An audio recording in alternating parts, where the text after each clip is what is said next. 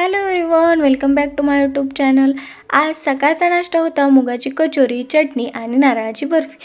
मस्तपैकी नाश्ता झाला आणि चहाही घेतला. चहा झाला, सर्व कामं आवरून घेतली आणि इशूची तयारी करून दिली. तोपर्यंत वेळही झाली देवदादा येण्याची. देवदादा आला, मग छान असं जेवायला घेतलं. जेवणामध्ये होतं डाळ, कांदा, दूध आणि चपाती. मस्त जेवण झालं. मग छान असं दोघांनी आराम केला आणि त्यानंतर उठल्यानंतर छान असे बाहेर खेळायला गेले आणि एकटे नाही गेले, मम्मालाही घेऊन गेले आणि हे दोघं मस्त खेळत आहेत.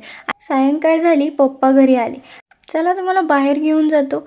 आणि मग मी म्हटलं ठीक आहे, तुम्ही या दोघांनाच घेऊन जा.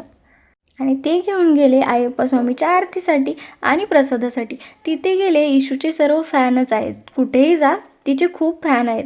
मग छान असं सर्वांनी तिला घेतलं, पण ती कुणाकडेही गेली नाही. आणि मुलं तर आपल्या पप्पासोबत फिरायला एक्सायटेडच असतात आणि कधी तयारच असतात.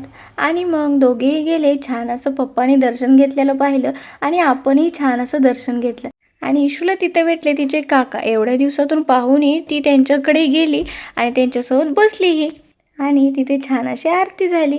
आणि ह्या अय्यप्पा स्वामींबद्दल मला काहीही माहिती नाही आहे, त्यामुळे जर मला माहिती मिळाली तर मी तुमच्यासोबत नक्की शेअर करीन. आणि छान आरती वगैरे करून घेतली आणि मी घरी एकटीच होते. मला असं वाटत होतं की मुलं कधी घरी येतात. आणि ज्यावेळेस मुलं घरी असतात त्यावेळी आईला असं वाटतं की किती त्रास देतात, किती मस्ती करतात.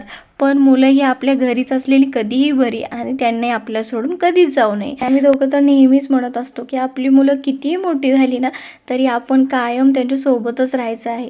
असा होता आजचा दिवस. चला तर भेटूया नेक्स्ट व्हिडिओमध्ये. बाय.